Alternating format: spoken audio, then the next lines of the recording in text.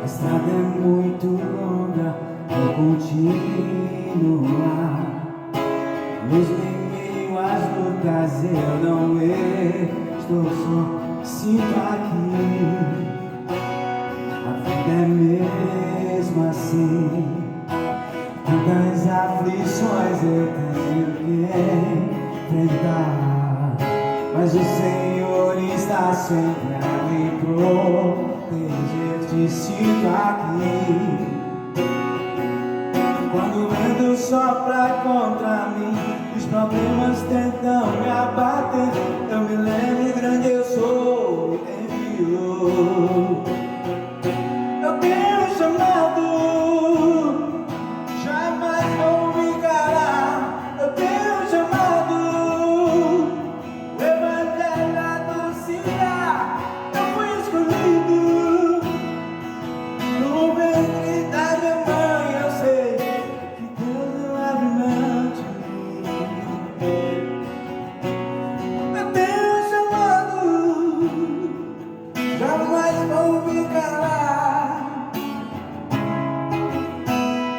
O evangelho anuncia, eu fui escolhido no ventre da minha mãe. Eu sei que Deus não abre mão, que Deus não abre mão de mim, não.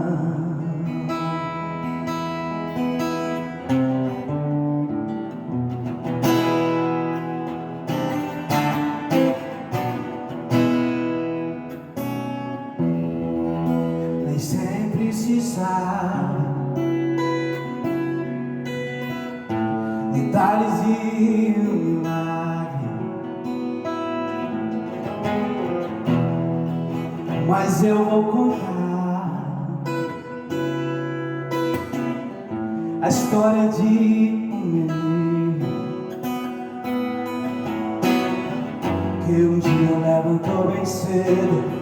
Sua mãe lhe perguntou com medo: aonde é que você vai? E o menino então respondeu: o mestre está a me chamar, uma multidão vou ajudar a alimentar. Sua mãe lhe disse: isso é impossível, o que tem aí nesse cestinho? E com muita fé o menino disse: 5 pães e 2 peixinhos. Quem poderia imaginar que um menino ia ajudar a alimentar a multidão? E é assim que Deus faz, usa quem Ele quer, menino, homem ou mulher. Quem poderia imaginar que um menino ia ajudar a alimentar a multidão? E é assim que Deus faz, usa quem Ele quer, menino, homem ou mulher. Menino, homem ou mulher. Menino, homem ou mulher.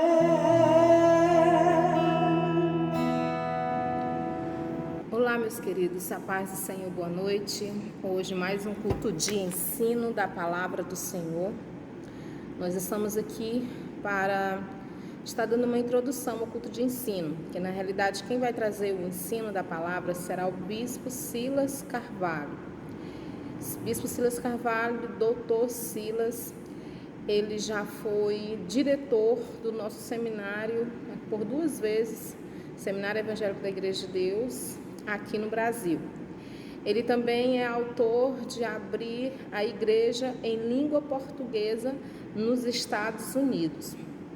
Inclusive aqui no Brasil tem a pastora Vânia, que é filha do pastor Rotildes, ou nora do pastor Rotildes, que ele foi quem a credenciou por lá.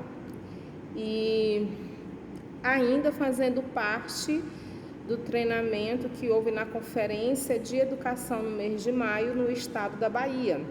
Então ele ministra para o estado da Bahia, numa conferência no estado da Bahia que foi aberta, né, para algumas pessoas do Brasil, e eu estou trazendo para a igreja. Na quarta-feira passada foi o bispo Expedito Ferreira de Mello, que nos falou sobre escatologia. Chegou a mim uma pergunta, porque o bispo Expedito falou sobre o fim, sobre a questão do fim. E ele falou de ter certeza que todas as profecias foram cumpridas. Estou fazendo a pesquisa por ocasião da nossa viagem, como todos já estão sabendo, que nós vamos estar viajando por razão de enfermidade da minha sogra. Então, vai adiar um pouquinho aí a resposta, viu, David? Você que fez a pergunta. Mas eu vou responder. E nessa noite, o estudo com o bispo Silas está voltado para o ser pentecostal. Nós falamos que somos pentecostais, né? Então, nós vamos ver o que é isso e como ser isso.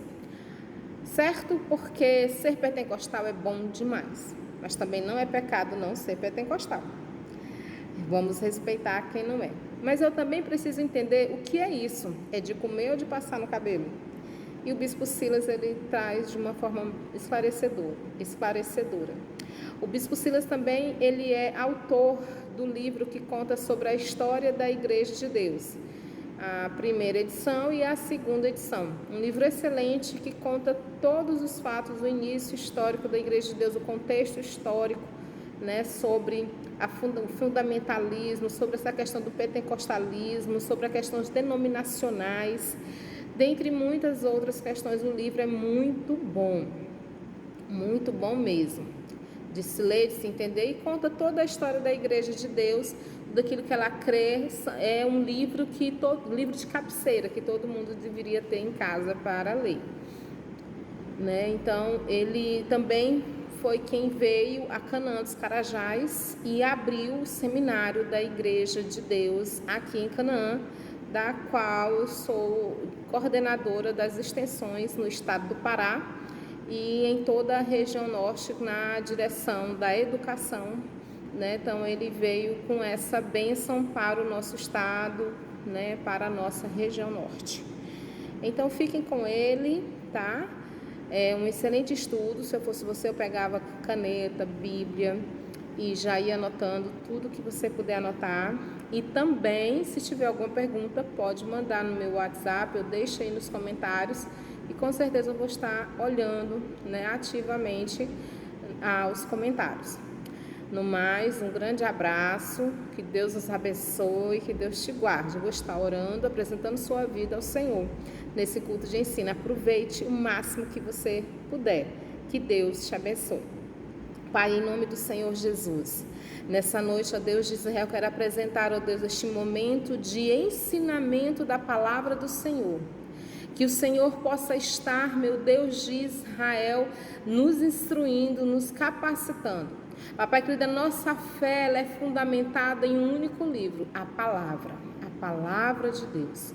A tua palavra diz em Atos 1:8, mas recebereis poder ao descer sobre vós o Espírito Santo. Papai querido, e nada mais é maravilhoso do que, ó Deus querido, vivenciar uma fé cheia do poder do Espírito Santo de Deus. Papai querido, evidenciado no falar em línguas estranhas, mas com algo muito mais excelente, papai querido, para estar executando o teu plano na terra, ó Deus querido. Guarda a vida da tua igreja, abre o entendimento e o coração e levanta pessoas para estar realmente recebendo essa instrução em nome de Jesus. Amém. Eu pensei aqui que seria realmente interessante fazer aqui uma explicação sobre a teologia pentecostal e a teologia, vamos dizer assim, a teologia como apresenta em alguns casos aí, se fala de teologia sistemática, às vezes fala de teologia dogmática, etc., etc. Mas eu quero falar sobre a teologia, vamos dizer, reformada, que é um termo que abrange tudo que vem da reforma para cá, em termos ortodoxos, em termos corretos, em termos aceitáveis. Eu quero explicar que a teologia ortodoxa, ou a teologia, vamos dizer assim, correta, aquela teologia que nós, cristãos reformados, aceitamos, os pentecostais também aceitam. Nós não temos uma teologia que foge, ou que não está andando junto com a teologia ortodoxa, enquanto a teologia ortodoxa, correta, bíblica, nós estamos com ela. Tanto é que eu quero, para reforçar isso, explicar a Igreja de Deus e também outras grandes denominações dos Estados Unidos, também da linha pentecostal, são parte da chamada Aliança Evangélica Americana, que tem uma declaração de fé que está baseada na ortodoxia, vamos dizer assim, tradicional, reformada. Então, nesse ponto, nós estamos juntos. Eu vou citar aqui alguns exemplos para que vocês que estão me ouvindo possam entender. Vamos aqui calmamente entender isso. Então, quando falamos de teologia, tem que ver com o estudo de Deus, tem que ver com a maneira que nós entendemos aquilo que Deus disse e aplicamos aquilo na nossa vida. A teologia tem várias coisas, mas, resumidamente, a teologia é um tratado, é um estudo, aquilo que nós entendemos sobre Deus. E quando falamos da teologia reformada, falamos de que há um Deus trino, ou um único Deus em 3 pessoas, Pai, Filho e Espírito Santo. Isso é apenas só um exemplo para vocês verem. Cremos na teologia, vamos dizer assim, reformada, na inspiração verbal da Bíblia, até alguns falam na inerrância bíblica. Cremos que Jesus Cristo é o Filho unigênito de Deus. Cremos que Jesus Cristo foi concebido pelo Espírito Santo, nasceu da Virgem Maria, foi crucificado, foi sepultado e ressuscitou dentre os mortos, e está hoje à destra de Deus como intercessor dos homens. Tudo isso aqui está na teologia, vamos dizer, reformada. Também o arrependimento é uma coisa que está também nessa reforma. E antes disso, podemos dizer também a declaração de que todos os homens pecaram. O ser humano é pecador por nascimento. O pecado, vamos dizer assim, que alguns chamam de pecado original em algumas igrejas. Então, nós cremos que o ser humano por natureza, pecador. Também cremos na justificação, cremos na regeneração, cremos no novo nascimento, cremos que todas essas coisas são operadas, ou são realizadas no homem pela fé no sangue de Jesus Cristo. Cremos no batismo em água. A teologia reformada também crê no batismo em água. Cremos na ceia do Senhor. Também cremos na ceia do Senhor. A única diferença é que alguns segmentos da teologia reformada, quando fala de batismo em água, há uma pequena divergência, que alguns creem que o batismo pode ser por aspersão, mas até aí não há grande modificação. O que eu quero dizer com isso, meus caros ouvintes, irmãos, irmãs, pastores, bispos, é que nós, os pentecostais, andamos junto com a teologia reformada. Nós não estamos em divergência, nós não temos uma postura de estar contra aquilo que a teologia bíblica reformada apresenta. O que nós temos, então, na realidade, aqui agora, é dizer que, fazer a pergunta, então, se somos iguais enquanto a esses princípios básicos da teologia ortodoxa, reformada, vamos dizer assim, se nós estamos iguais, então há uma teologia pentecostal? Essa é a pergunta que algumas pessoas fazem. Então, será que há uma teologia pentecostal? Será que há lugar para nós falarmos de uma teologia pentecostal? E aqui é onde eu vou agora entrar um pouquinho, porque é claro que é apenas um toque, não vamos ter como aprofundar muito nesses debates aqui, mas pelo menos eu quero deixar claro aqui, primeiramente, responder a pergunta. Eu penso, na minha maneira de entender, e também vários outros pensadores, teólogos e tal, que tem por aí, da linha pentecostal, e até mesmo de outras linhas, que sim, Nós, os pentecostais, temos tudo que está na teologia reformada, mas nós vamos um pouco além.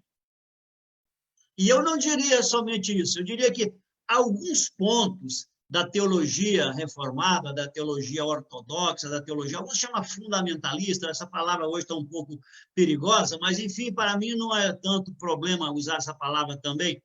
A teologia, vamos dizer, ortodoxa, a teologia correta, a teologia bíblica, a teologia reformada, nós não temos nada contra ela, ao contrário, nós a aceitamos.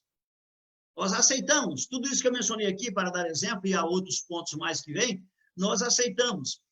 Agora, há alguns detalhes nesses pontos que nós vamos um pouquinho além, ou em alguns casos nós enfatizamos um pouco mais. E há outros casos que nós temos acrescentado pontos na nossa teologia que a teologia reformada não menciona. Possivelmente, os reformadores não quiseram tocar nisso porque achavam que não era importante, ou porque não criam que aquilo realmente era coisa que valia a pena estar no escopo do cristianismo, ou então, naquele momento, não era uma coisa que valia a pena para eles. Enfim, há diferentes maneiras de interpretar ou de dizer isso. Mas a verdade é, a teologia pentecostal realmente existe. Existe uma maneira de interpretar e de apresentar a maneira de Deus tratar a comunidade, a maneira de interpretar, a maneira que Deus realmente relaciona a comunidade, a maneira de nós relacionarmos com as pessoas e dentro da instrução que cremos que Deus nos dá, que difere. Não daquilo que nós já falamos, mas eu não digo nem que difere, talvez a palavra certa não é diferir. A palavra certa seria acrescenta algumas coisas mais.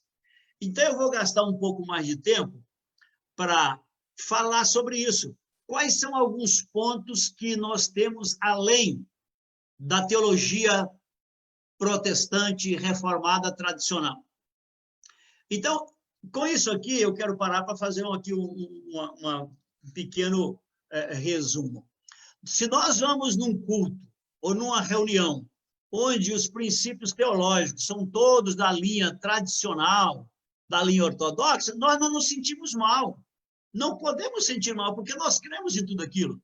Nós cremos que a Bíblia é inspirada por Deus, nós cremos que ela é a palavra de Deus, nós cremos que os homens são pecadores, cremos que precisam de arrepender, cremos no Espírito Santo, então cremos em tudo aquilo.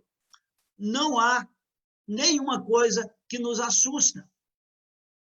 No entanto, se nos perguntam se aquela reunião foi pentecostal, aí já é outra história. Bom, a reunião foi abençoada, pregou a palavra, teve tanta coisa boa, mas do ponto de vista que nós aceitamos, não foi uma reunião pentecostal, porque faltaram alguns elementos que na nossa teologia, na nossa maneira de interpretar a Escritura e na nossa maneira de conduzir nosso relacionamento com Deus e com o próximo, são importantes. E, às vezes, você, como pregador aí, não faz muita diferença, e aí é que é preciso você entender. Você não tem que brigar com eles porque não fazem aquilo, porque são de uma linha ortodoxa tradicional. Mas quando você está trabalhando na sua linha teológica, que tem liberdade de atuar, você deve ser pentecostal. Aí pergunta, até quando eu vou ser pentecostal? Eu diria o tanto que você quiser, desde que você não saia da linha, desde que você esteja dentro da circunferência da palavra, desde que você não pule, vamos dizer assim, os limites que a gente pode entender, que é o limite da palavra, o limite da ética, o limite daquilo que é correto, que é decente, tal. Eu creio que nós vamos ser pentecostais o tanto que nós achamos que precisamos ser e que queremos ser. A gente que tem um pouco de cisma, eu não sei se é na Bahia, vocês entendem essa palavra cisma, né? Entende? Eu sou meio cismado, tal, com esse negócio de pentecostal. Irmão, pentecostal é diferente. A teologia pentecostal, ela tem algumas características que diferem daquela teologia ortodoxa, daquela teologia que nós aprendemos, tanto no sentido protestante, como também católico, que muitos de nós viemos de uma formação tradicional católica. Então, eu quero agora gastar esse tempo que eu tenho para frente para falar de algumas características que nos faz sermos pentecostais. E quero com isso dizer que quando você entender bem um pouco mais disso aí, você não tem que ficar com nada de vergonha de ser pentecostal. Você precisa saber o que você vai fazer na hora certa. E se você vai numa reunião que não é pentecostal, não tem que se sentir mal. Ah, não, aqui não é. Não, não fale mal de ninguém. Você aceita. O pentecostal, nesse sentido, ele é muito mais amplo. Ele é muito mais, vamos dizer assim, abrangente. Eu vou numa reunião tradicional, me sinto bem. Agora, vou numa reunião pentecostal, eu me sinto muito mais do que bem, eu me sinto agraciado duplamente. Por quê? Porque eu entendo que numa reunião pentecostal eu posso me expressar e posso entender mais daquilo que são os pontos que nós nos baseamos para falar. A primeira coisa que quero falar sobre a teologia pentecostal é que, primeiramente, ao aceitar os pontos básicos da teologia, vamos dizer assim, ortodoxa, reformada, tudo bem. E muitos dos livros que nós estudamos nos seminários são livros escritos por teólogos tradicionais. E muitos falam, aprendi teologia sistemática. Até quero mencionar um livro aí que saiu na CPAD, que chama Teologia Sistemática Pentecostal. Mas, na realidade, eu recomendo o livro. O livro é escrito por teólogos, pregadores, pastores da Igreja Assembleia de Deus Brasileira. Só que eu acho que faltaram alguns capítulos que não incluíram, porque eles falam dos pontos básicos da teologia sistemática, escrito pelos grandes teólogos tradicionais, e que, no nosso caso aqui, na minha maneira de entender, deveria incluir alguns capítulos que fizessem com que realmente a teologia fosse mais pentecostal enquanto a conteúdo. Mas, claro, eles dão algum colorido à teologia pentecostal dentro dos capítulos tradicionais. Primeiramente, então, eu quero mencionar aqui os pontos que, na minha maneira de entender, são ou mais enfatizados ou diferentes. Essas duas expressões combinam aqui, ok? Há pontos que nós enfatizamos mais do que a linha, vamos chamar, reformada, a linha ortodoxa, o protestante, de um modo geral. Cremos com eles e estamos juntos, mas alguns desses pontos nós enfatizamos mais, nós talvez entendemos um pouco diferente, mas damos uma ênfase um pouco mais profunda, eu diria. Agora, primeira coisa que tem que chamar a atenção para uma teologia pentecostal é que o pentecostalismo, tanto o pentecostalismo latino-americano, mundial, o pentecostalismo histórico, que começou, vamos dizer, no final do século XVIII, começo do século XIX, e vem lastrando por aí, o pentecostalismo tem se caracterizado. Essa é uma característica do pentecostal. Somos um povo do livro. Essa é uma expressão que os judeus gostam de usar, só que quando eles falam os judeus são um povo do livro, eles estão usando o livro do Torá, a lei e os profetas. Nós, pentecostais, somos um povo do livro, usando o livro, esse livro aqui, ó, vou mostrar para vocês. Livro. A Bíblia. O Pentecoste, essa expressão não se usa muito hoje fala em renovado e não sei o quê, papapá, mas o Pentecoste, aquele que crê no milagre da grosolália que ocorreu lá no dia de Pentecostes, ele crê que toda a teologia tem que ser baseada na Bíblia. Somos um povo da palavra. É por isso que, às vezes, é um pouco perigoso o pentecostal ler a Bíblia, porque mesmo se ele entender errado e ele entender que está na Bíblia, ele vai querer pôr aquilo em prática. Quando eu estava no Brasil aí, a gente contava muito uma historinha aí, fala que é piada, né? O pastor Cida gosta cheio de história. Mas eu vou contar uma história que contava aí, talvez todos vocês já conhecem, mas ela cabe muito bem aqui. É um irmão que era muito simples, mas com um coração muito evangelístico. Ele estava um pastor desses, pastor fogosos mesmo, queria pregar para todo lado, e ele estava ardendo de vontade de pregar, e leu lá na Bíblia, e encontrou lá, está estudando a Bíblia para interpretar, e encontrou lá a palavra Absalão. Só que como o português dele não era muito bom, em vez de ele entender Absalão, ele entendeu abre-salão. E ele saiu, tudo que era salão que tinha na cidade para alugar, ele alugava e pum, ponto de pregação. E alguém perguntou para ele, mas pastor, para que isso? Para que abrir tanto salão? Porque está escrito na Bíblia, abre salão, abre salão. Então eu tenho que abrir salão aqui para poder pôr o evangelho em tudo que é salão. É claro que é uma história sem sentido para alguns, mas o que eu quero dizer com isso é que o pentecostal é um povo da palavra.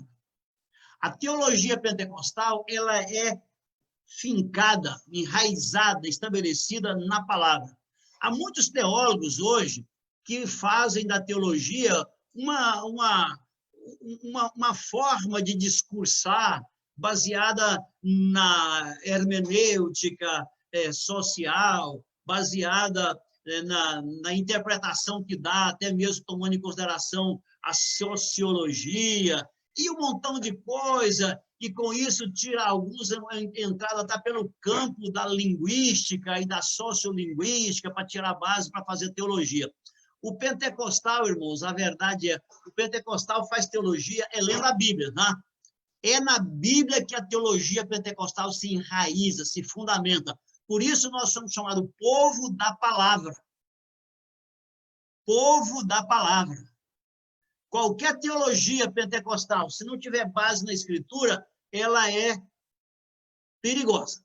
Ou é, pelo menos, passível de um estudo mais detalhado. Porque a nossa história diz que nós somos um povo da palavra. Eu vou fazer uma aplicação disso na própria Igreja de Deus. Vocês sabem que a Igreja de Deus é a denominação contemporânea mais antiga na linha pentecostal. Isso nós não falamos para orgulho, mas é uma realidade. A Igreja de Deus começou como denominação em 1886, lá no estado do Tennessee, fronteira com a Carolina do Norte, no mesmo ano que começou a Coca-Cola. E o avivamento de Azusa Street chegou em 1906. Eu estive lá em 2006 para a celebração do centenário de Azusa Street. Então, quando chegou a Azusa Street, que deu origem a várias denominações pentecostais, a Igreja de Deus já estava pregando a mensagem pentecostal há 20 anos. E o derramamento do Espírito Santo na Igreja de Deus aconteceu em 1896. Quer dizer, nós já tínhamos 2 décadas de igreja e 1 década de pregação pentecostal. Eu digo isso apenas para constatar historicamente. Agora, uma das características da Igreja de Deus, até hoje, é a reunião que a gente chama Assembleia Geral. A Assembleia Geral da Igreja de Deus tem como fundamental tarefa, isso está escrito nos anais da história, os ministros da Igreja de Deus se reuniam desde o começo, que uma das principais tarefas que tinham era estudar a Bíblia, para juntos entender o que é que a Bíblia dizia sobre algum assunto. Então, quando eu digo que a teologia pentecostal, ela é baseada, ela é fundamentada, ela é enraizada, ela está em cima da Escritura, é pela própria história da nossa igreja. Nós não inventamos uma ideia e depois vamos lá e tratamos de traduzir versículos e até de torcer versículos, como alguns grupos fazem, para adaptar a sua teologia. Não, a teologia pentecostal, e principalmente da Igreja de Deus, nós estudamos a Bíblia. E aquela revelação que nós temos da Bíblia, nós aceitamos aquilo para a nossa vida aqui e agora. Então, significa o seguinte, se daqui a 2 anos nós reunirmos na Assembleia Geral e estudarmos um texto e descobrirmos que alguma coisa não foi bem elucidada, que Deus está dando revelação mais profunda, nós vamos adaptar a palavra e não vamos levar uma prática, dizer, a igreja costumou fazer isso, agora vamos buscar uma base bíblica para apoiar. Não, isso é contrário. A teologia pentecostal, ela interpreta a Escritura, ela interpreta aquilo que diz a palavra e conforme a interpretação baseada na história da própria Escritura, no contexto da Escritura e na prática da Escritura, aí nós dizemos, isso aqui é o que Deus está dizendo para o seu povo, é isso aqui que o povo de Deus vai fazer. Por quê? Porque o Espírito Santo nos está dando essa revelação baseada na palavra. Foi isso que aconteceu quando o irmão Spurgeon chegou lá naquele grupo escolar em 1896 e viu aquele tanto de gente falando em língua estranha, e algumas pessoas falaram, esse negócio está estranho, esse povo deve estar doente, alguma coisa aconteceu, mas e tal, e tal. Ele foi para a palavra e descobriu que lá em Atos dos Apóstolos o povo falava em língua estranha, ele já tinha lido aquilo, leu e tal. Foi lá para Coríntios, foi para outros lugares e tal, foi para Atos dos Apóstolos, não, sabe o quê? O que aconteceu aqui foi o mesmo que aconteceu lá. Foram estudar aquilo e depois foi sistematizar aquilo. Então, a experiência e a palavra têm que harmonizar. Quando a pessoa começa a fazer teologia baseada em ideias, baseada em premissas, em postulados, em coisa que pensa que é verdade e tal, e depois que acomodar aquilo dentro da Bíblia, aí surgem as heresias, surgem as ideias humanas prevalecendo, e nós vemos isso constantemente acontecer, não é uma coisa nova, é uma coisa que até mesmo na época da Bíblia já acontecia. Por isso o apóstolo Paulo escreveu, olha, esse negócio não está certo não, Gálatas. Se chegar eu mesmo aí pregando diferente, eu estou errado. E se vier um anjo do céu pregando diferente, esse anjo também está errado, está amaldiçoado. Enfim, esta é a primeira coisa que eu quero falar para vocês. A teologia pentecostal é uma teologia bíblica. Tem que ser bíblica. Ela tem que ser amarrada na Escritura. Porque se não fosse, irmãos, nós seríamos realmente, vamos dizer assim, rechaçados totalmente. Porque a grande verdade é que os teólogos pentecostais, e quando começaram os primeiros pentecostais, mesmo na época da Bíblia, não éramos reputados por grande coisa. Vocês podem imaginar o apóstolo São Pedro levantando lá, depois daquele derramamento do Espírito Santo, dando aquele discurso. Ele não era do Sinédrio, ele não era escriba, ele era um pescador lá do lago da Galileia. Uma vida de pescador não dá reputação para o cara ser teólogo, mas ele levantou, e o que ele fez? Ele foi lá na Escritura, falou, o que está acontecendo aqui é o que disse o profeta Joel. Então, aí, a teologia dele se revestiu de significado. Então, se você quer fazer teologia que tenha significado, você procura fazer uma teologia bíblica, porque pentecostal, se não for fazer teologia bíblica, ele não tem uma grande reputação. Os grandes pensadores desse mundo, mesmo no mundo da teologia, não são muitos pentecostais, irmãos. Essa é a verdade. Você procura aí nas resenhas dos grandes teólogos, a maioria vai ser, uma grande parte é católico romana, é reformado, é desta aquela igreja. Quando chega nos pentecostais, não são tantos e não são tão antigos. Os grandes teólogos do pentecostalismo, todos são de 100 anos para cá. A menos que você coloque o Wesley como um teólogo pentecostal, que tem muito a ver, mas ele é pentecostal, mas também alguns falam, não, mas ele não era só pentecostal. Agora, se você pegar um realmente da igreja pentecostal, você vai encontrar aqui, eu até anotei alguns aqui, nós temos aqui, por exemplo, nós temos aqui o Wade Horton, que foi da Igreja de Deus, temos o Hollis Gauss, que escreveu 2 livros importantes sobre teologia, a pregação de Paulo, um estudo sobre Romanos, e viver no Espírito, a maneira da salvação. Nós temos um doutor novo agora, chamado Daniel Tomberlin, que é da Igreja de Deus. Ele escreveu um livro chamado Sacramentos Pentecostais, inclusive está em espanhol, Sacramentos Pentecostais. Ele é um teólogo pentecostal. E nós temos esse que trabalhou com a Bíblia Pentecostal de Estudos, que se chama Arlington. Ele é um teólogo pentecostal da Igreja de Deus.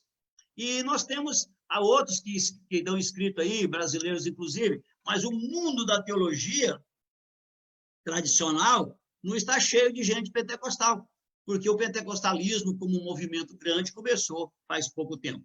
Então, lembre disso, A teologia pentecostal é a teologia bíblica, a base dela é a Bíblia. Nós somos um povo do livro, e por isso mesmo precisamos ter a Bíblia como nossa base, porque se nós temos a Bíblia como base para poder praticar os nossos estudos teológicos e enraizar nossa teologia, nós teremos base, e é pela Bíblia que a igreja deve ser orientada. Então, estude a Bíblia, entenda a Bíblia, estude as doutrinas tradicionais da teologia, a teologia ortodoxa, a reformada, estude bem, mas vamos pegar aquilo que vem além.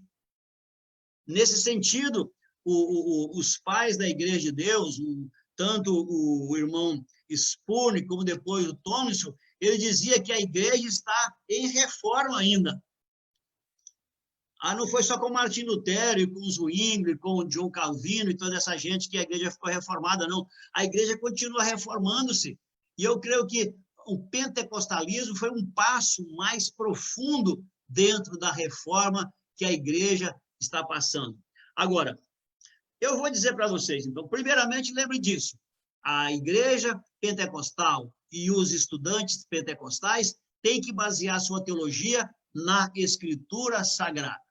Agora, quais são os pontos que nós temos diferente ou vamos além, como pentecostais? Eu creio que o primeiro deles é o batismo no Espírito Santo.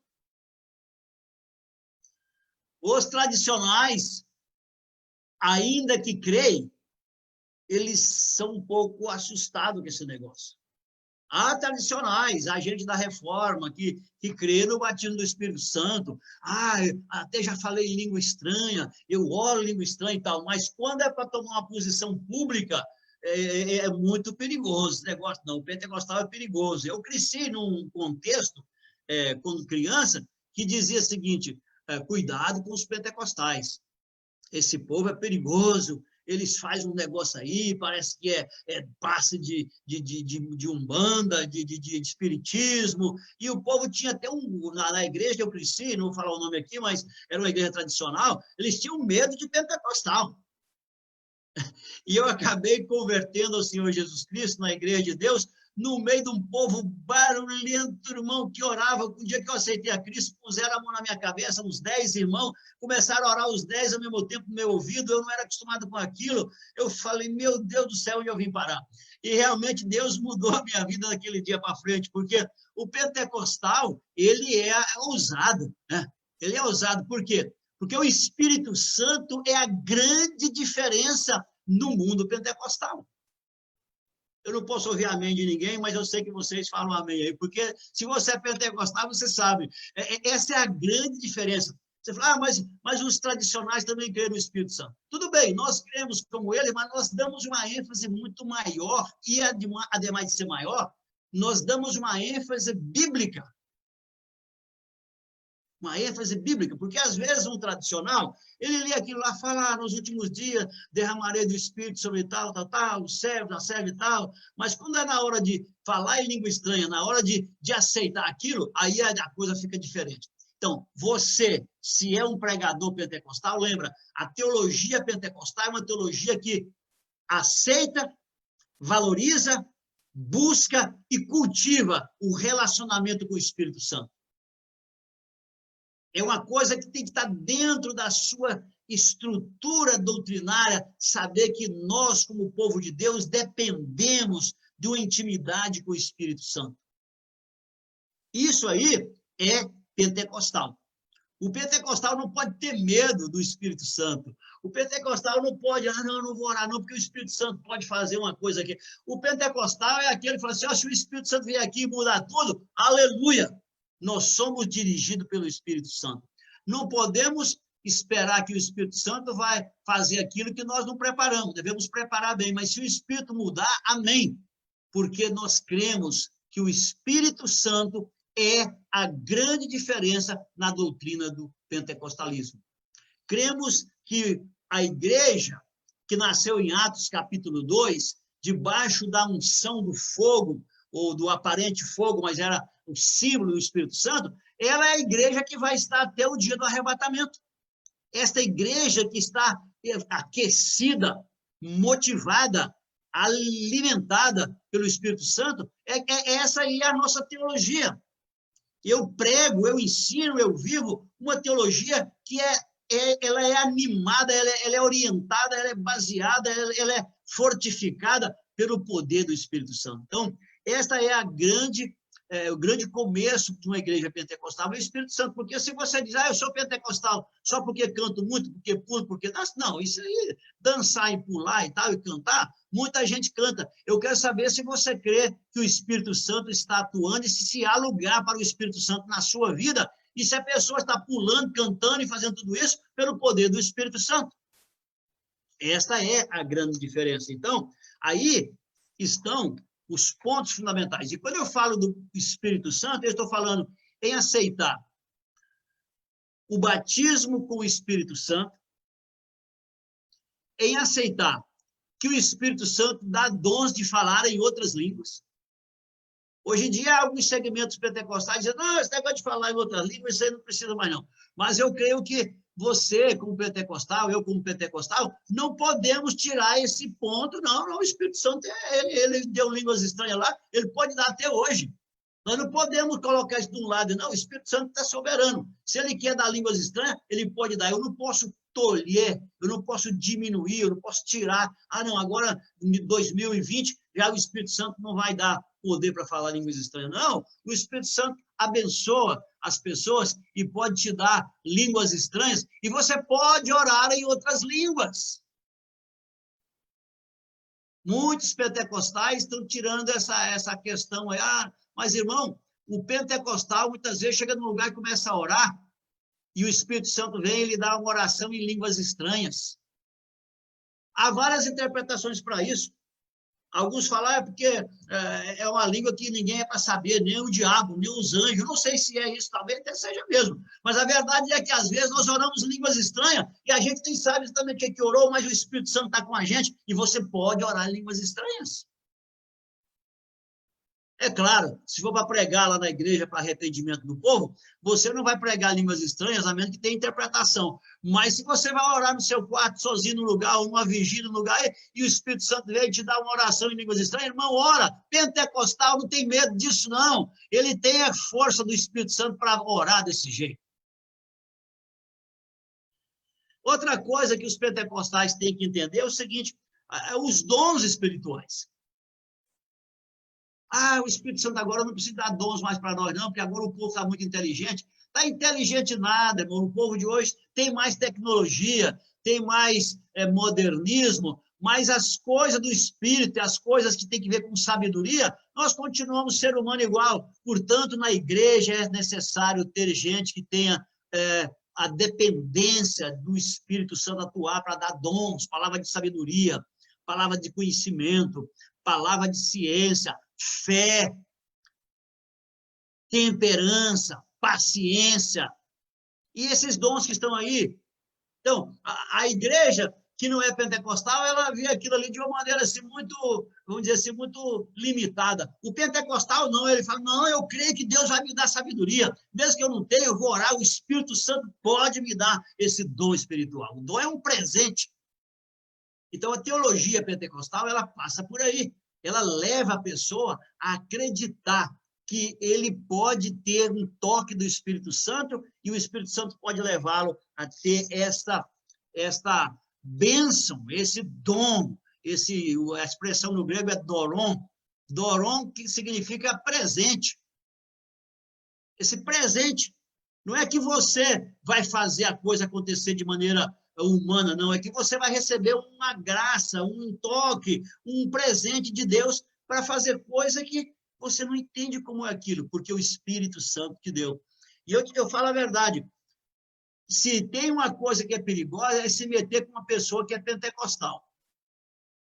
Eu sempre falo, se você vai mexer com pentecostal, vai com cuidado, porque pentecostal é perigoso. O povo tinha razão, porque o pentecostal, ele não vai só no aparente.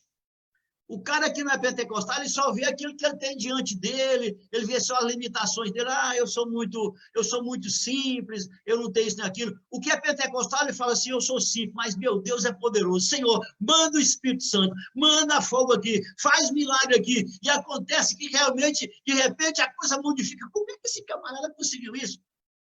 Foi o Espírito Santo que operou milagre na vida dele. Então, olha, o pentecostalismo passa por esse estado. É uma teologia que depende de milagre de Deus. Depende. Você olha as grandes igrejas pentecostais que estão atuando hoje, até alguns independentes, vai olhar como é que aqueles camaradas conseguiram um negócio daquele tamanho, tanta coisa. Vai olhar, foi pelo poder do Espírito Santo, foi acreditando no dom de Deus, foi atuando na fé que foi gerada pelo próprio Espírito Santo. Então, eu digo, pregador pentecostal é esse tipo de pregador. Missionário pentecostal é esse tipo de missionário. Ele extrapola os limites humanos, e tem que ser assim. Outra coisa que também nos faz diferente com relação à nossa teologia, eu podia falar muito mais sobre a questão do Espírito Santo, das línguas estranhas, dos dons espirituais, mas eu vou falar um pouquinho também dos sacramentos. Essa palavra sacramento no meio pentecostal, irmãos, ela não deve ser assustadora. Os reformados, talvez pela aproximação que tinham com a Igreja Católica Romana, eles não gostaram de usar a expressão sacramento. Eles trocaram a palavra sacramento pela palavra ordenança. E vocês veem aí que, normalmente, na igreja tradicional, falam as ordenanças e tal, várias igrejas tradicionais usam essa expressão. Os pentecostais não têm medo dessa palavra, mesmo porque nós não entendemos essa palavra da maneira que a Igreja Católica entende. Mas, por outro lado, nós entendemos que um sacramento é alguma coisa tangível que traz graça de Deus à minha vida. Isso é um sacramento. Nós não cremos que quando você ora lá para dar a ceia para o pessoal, o pão vira carne de Jesus Cristo, e quando você ora pelo vinho, o vinho vira sangue de Jesus Cristo. Nós não cremos que isso acontece, nós não cremos na transubstanciação, mas nós acreditamos que quando você ora e o irmão pega aquele pão não é um pão, somente pão, é um pão abençoado, que faz com que a presença de Cristo seja renovada na pessoa e dá uma dinâmica muito maior do que simplesmente um memorial. Então, nesse sentido, eu acho que falta muito. Nós, os pentecostais, precisamos de dinamizar um pouco mais o significado da ordenança do sacramento na igreja pentecostal. Nós temos batismo nas águas? Temos ceia do Senhor? Temos. Os tradicionais também? Tem também. Só que o tradicional vê na ceia e no batismo alguma coisa memorial. O pentecostal tem que ver alguma coisa mais profunda. Ali não é simplesmente um memorial, ali é um elemento que traz graça à minha vida. Quando o fiel toma o pão lá na sua igreja e come, ele tem que sentir tremor por dentro. Por quê? Porque a presença do Espírito Santo está ali para ajudar você, para ajudá-lo a entender mais e a estar mais firme naquele momento. Então, eu diria, os sacramentos na igreja pentecostal tem que ser mais elaborado no sentido não de formalismo, mas de significado. Quando nós vamos comer a ceia, é momento de falar em língua estranha mesmo, é momento de pular de alegria. Quando eu tomo suco de uva, ou suco que seja, eu celebrei uma ceia aqui um dia desse, que não tinha suco de uva, celebrei com outro suco, mas não teve problema nenhum. Teve poder de Deus do mesmo jeito, você tem que estar cheio da graça. Não é simplesmente um memorial, papapá, tomou aquilo, parece que você está tomando um copo de água. Não, não, ali é um elemento que leva a presença do Senhor Jesus ao fiel. E quem é que vai fazer isso acontecer? É claro que é o Espírito Santo, mas é por meio de você. Se você é um pregador pentecostal, desses que não enfatiza e que não interpreta bem, a pessoa não vai aprender isso, mas eu penso que nós precisamos de ensinar o povo, quando tomar a ceia, ou quando for batizado nas águas, fala, olha, isso aqui é muito importante. não é somente levar um mergulho aqui, isso aqui representa uma nova vida, representa um sepultamento com Cristo, representa a saída, uma ressurreição com Cristo. Por isso que quando a gente batiza a pessoa que entende bem, ela sai de lá, aleluia, dando a glória a Deus, porque ela realmente passou por um processo que tem um significado profundo dentro da vida dela. Então, nesse ponto, eu diria que nós temos os elementos fundamentais da igreja reformada, da igreja tradicional, da igreja ortodoxa, mas nós damos um significado mais profundo a esses elementos dos sacramentos ou da ordenança. Mas eu quero acrescentar um mais, que apesar de que nem todas as igrejas pentecostais praticam, eu creio que nossa igreja de Deus tem um ponto fundamental. Como a nossa igreja tem essa base de que nossa teologia é uma teologia bíblica, a igreja de Deus, ademais de ter a ceia, o batismo nas águas, nós temos também um elemento que é considerado na Bíblia algo fundamental para a espiritualidade das pessoas que seguem a Cristo. Talvez você já sabe o que eu estou falando. Eu estou falando do lavatório dos pés dos santos. Ah, mas pastor, a igreja A não faz isso. Claro que a igreja A não faz, mas a igreja B faz, a igreja C faz. Existem muitas igrejas que fazem o lavatório dos pés dos santos. Por que faz? Porque São João, o evangelista, registrou um momento especial na vida de Jesus, quando ele estava ali fazendo a Páscoa, era a última Páscoa que Jesus comia com os apóstolos, e depois que ele estava naquele momento ali, diz que ele pegou uma toalha, cingiu, ou seja, amarrou a toalha na cintura, pôs água numa bacia, numa vasilha, parece uma bacia, e começou a lavar os pés dos apóstolos. E o apóstolo Pedro, cheio de coisa como ele falou, o Senhor não me lava o pé, de maneira nenhuma, misericórdia, o Senhor é o meu chefe, o Senhor é o meu mestre, o Senhor é o meu pastor, o Senhor não vai lavar meu pé, quem lava pé é servo. Muita gente que argumenta essa teologia, não, a gente não lava pé, não, o pé que lavava era o servo. E Jesus falou para eles, olha, vocês estão acostumados dessa maneira, mas aqui a coisa é diferente. Aqui, eu sou o Senhor, e vocês me chamam de Senhor e fazem bem, porque eu sou o Senhor mesmo. Ora, se eu sou o Senhor, eu não tinha que lavar os pés de vocês, mas eu vou lavar. Por quê? Porque Jesus ensinou, com o lavatório dos pés, uma lição de espiritualidade profunda que nós, os pentecostais, pelo menos um bom segmento, a Igreja de Deus e alguns mais, praticamos como um momento extraordinário na vida de uma comunidade, principalmente da liderança, que passa por 2 ou 3 coisas fundamentais. Primeiro é a humildade. Muita gente fala, para ser humilde não tem que fazer isso, mas fazer é um exemplo. Eu sou o grande, tal, mas eu vou lavar os pés dos demais para eu me sentir igual. Mas talvez o mais importante, talvez seja mais do que a humildade, é o que Jesus Cristo disse para o apóstolo Pedro. Quando o apóstolo Pedro mudou, ele era 880, né? Não vai lavar a medida, não, agora o senhor me dá logo um banho, lava a cabeça, tal. Falou, não, também não tem que exagerar. Você já foi batizado. Alguns pensam que não, mas Jesus estava falando ali do batismo. Os grandes intérpretes daquele texto ali, disse que quando Cristo falou, para quem já tomou banho não tem que lavar nos seus pés, ele estava falando do banho do batismo.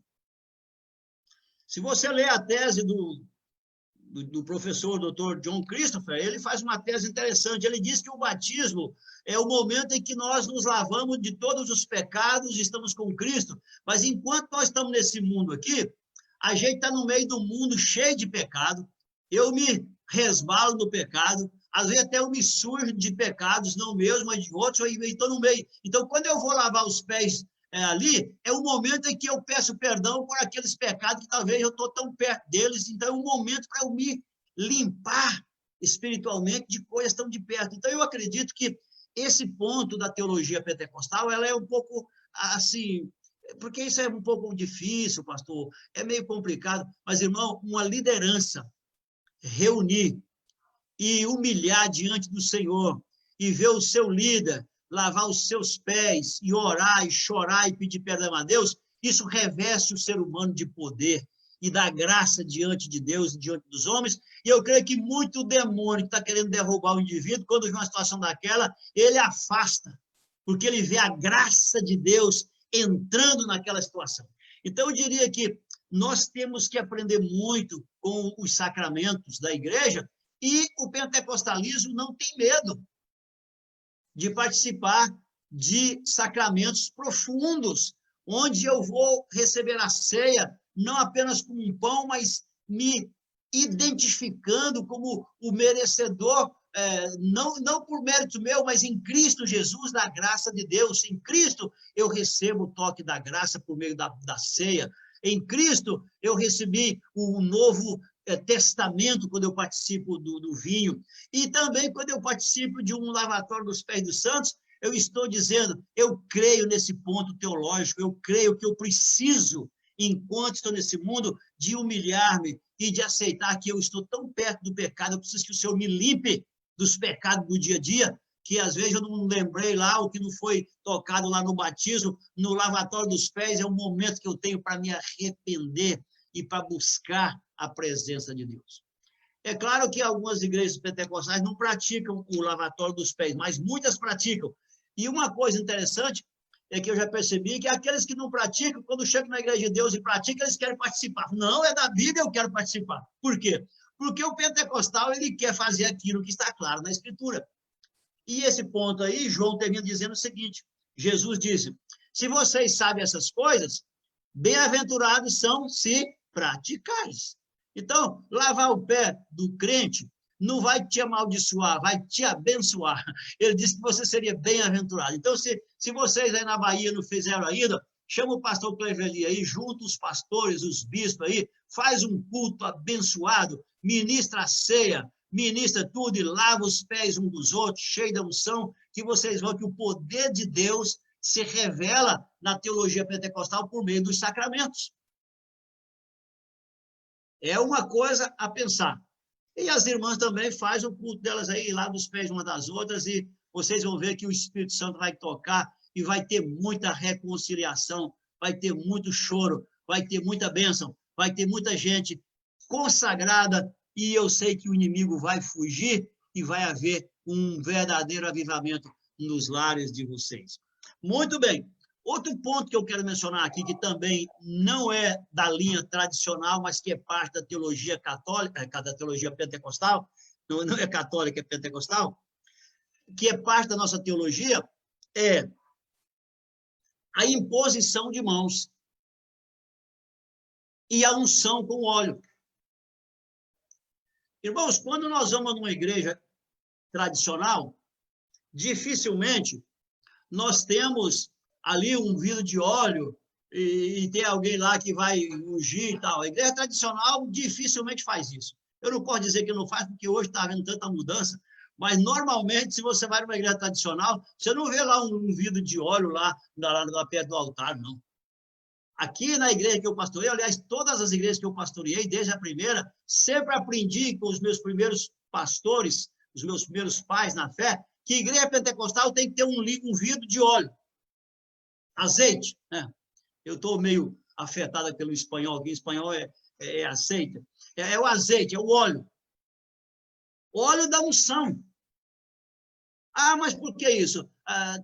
Porque nós, os pentecostais, acreditamos que aquele assunto que está lá em Tiago, onde diz que tem alguém enfermo, chama os anciãos da igreja e unge ele com azeite, e a oração da fé vai salvar o enfermo, se tiver cometido pecado vai ser perdoado. A teologia pentecostal acredita nisso. Nossa teologia, nesse ponto, ela vai além da teologia tradicional, nós acreditamos. Então, se você não tem um vidro de óleo aí na sua igreja, irmão, eu te recomendo, volta para lá agora e vai comprar um, consagra um e põe lá aí. Não pode faltar azeite, pão e óleo na sua casa. O azeite fala do Espírito Santo, o pão fala do poder de Cristo e o óleo fala da unção para dar cura ao enfermo. Igreja pentecostal tem que ter óleo ungido.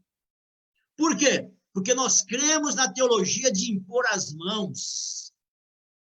Ah, eu pensei que isso era só costume do bispo. Não, isso não é invenção de bispo, não. A Bíblia diz que nós devemos levantar mãos santas e impor sobre as pessoas, orar por elas, ungir, e o Espírito Santo vai respaldar a sua fé, a sua santidade, a sua vontade de ver a obra do Senhor, ele vai te abençoar. Então, igreja pentecostal tem que ter óleo. Tem que ter óleo, eu estou falando do óleo, não é o Espírito na vida, não, é óleo mesmo lá, é uma vasilha de óleo. E se alguém chega lá na hora do culto, lá terminando o culto, pastor, eu quero orar, você ora, e se você não está podendo, chama alguém. Tem que ter alguém na igreja, gente consagrada, que tem mão santa. Falei, irmão, vem cá, vamos impor as mãos. E você vai impor as mãos, e vai orar, e vai ungir. Ah, mas isso aí na teologia tradicional não faz. Eles não fazem, mas nós fazemos. Por quê? Porque nós temos uma teologia que vai além, que é a teologia pentecostal. Você não tem que desmerecer os demais, não. Aqui é um problema. Aqui. Nós, os pentecostais, também temos muitos erros. Eu não vou falar dos erros nossos, não. Eu não vim aqui falar dos nossos erros, mas às vezes a gente tem esse negócio de também, eles não fazem, tá, eles são bobos, são isso. Não vai falar mal de ninguém. Não fala mal de ninguém. Eles não fazem porque não aprenderam. Se você fizer com amor, com convicção, talvez eles vão aprender. Agora, se você chegar aí orgulhando e tal, aí não vão aprender. Nós não temos que ficar chateado com ninguém. Não temos que ficar falando mal de ninguém. Agora, se chegou na minha igreja e está doente, olha, seja quem for, eu vou, vem cá, vou orar por você e vou ungir.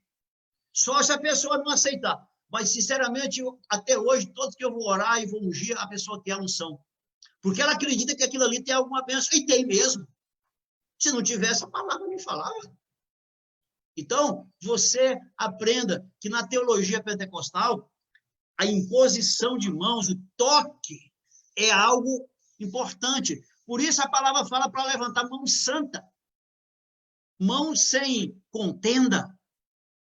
Mãos santificadas, mãos sem orgulho, e você vai orar, vai tocar essa pessoa. Não tem que empurrar ninguém para derrubar, não. Você toca e põe o óleo e fala, Espírito Santo, opera aqui.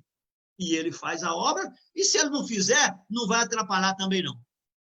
Então, a teologia pentecostal é uma teologia que passa por imposição de mãos, toque de mãos, e também é uma teologia que crê que o óleo é parte do trabalho de uma igreja que crê nos milagres de Deus.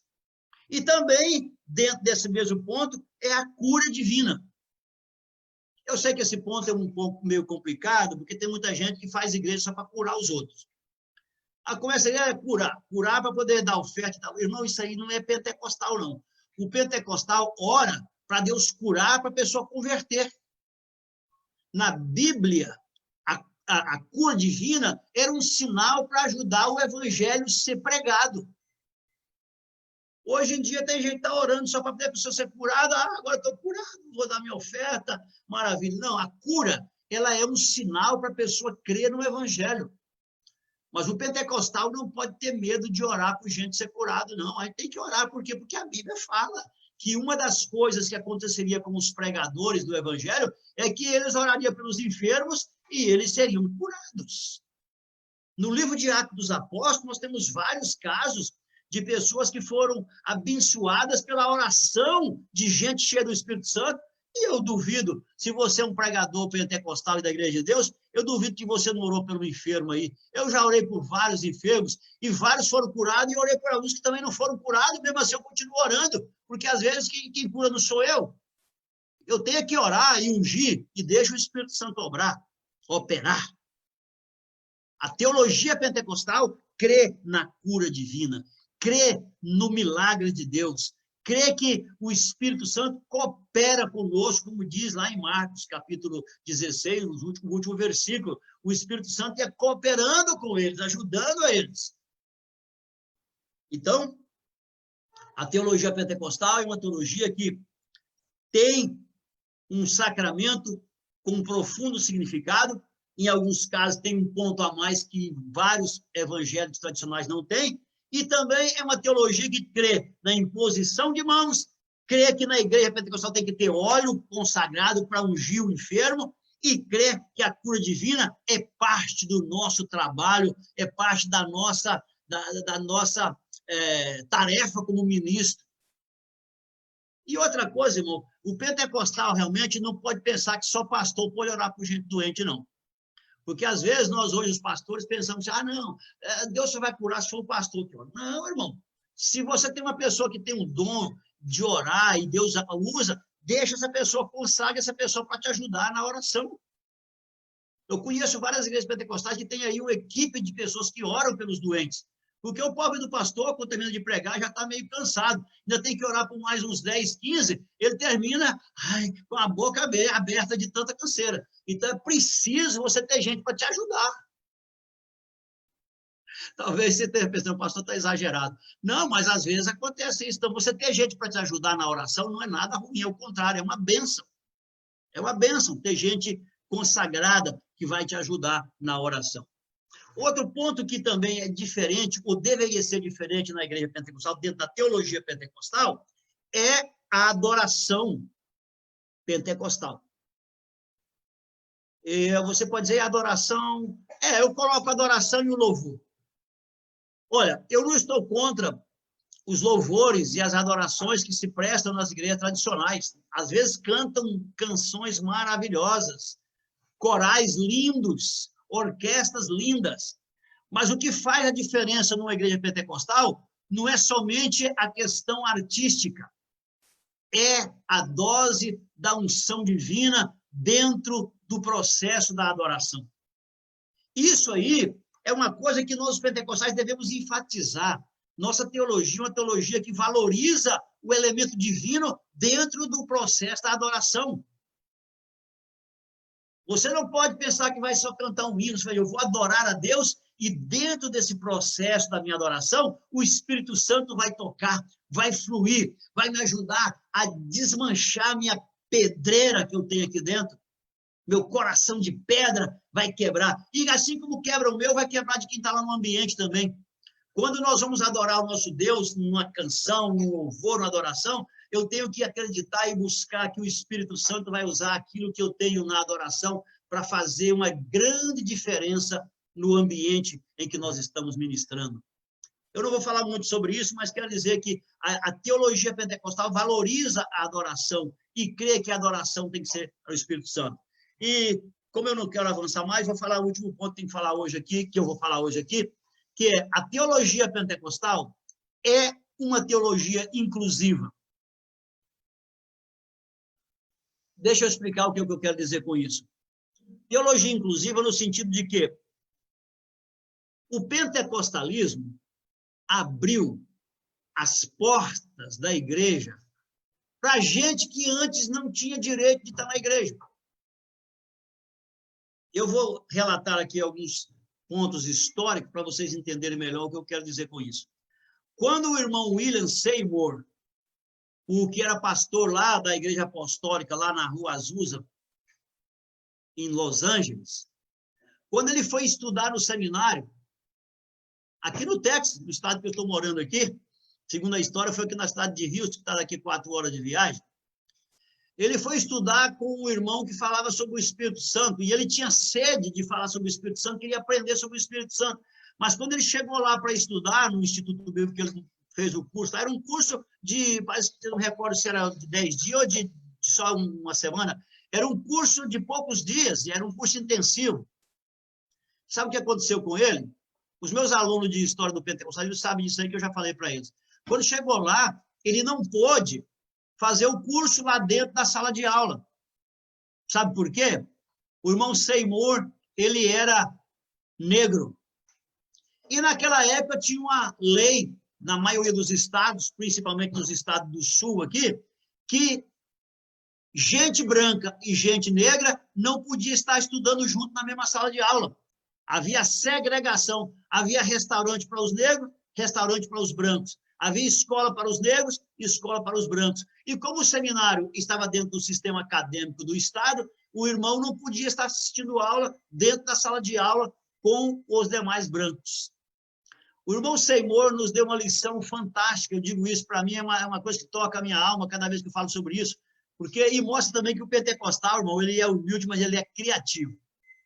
Igreja pentecostal é criativa. Diz que o irmão Seymour foi lá e falou para o diretor da escola lá, o irmão falou assim, olha, a lei fala que a gente não pode ficar na mesma sala, mas a lei não fala que eu posso ficar na porta aqui do lado de fora escutando o senhor falar. O senhor deixa eu ficar aqui do lado de fora?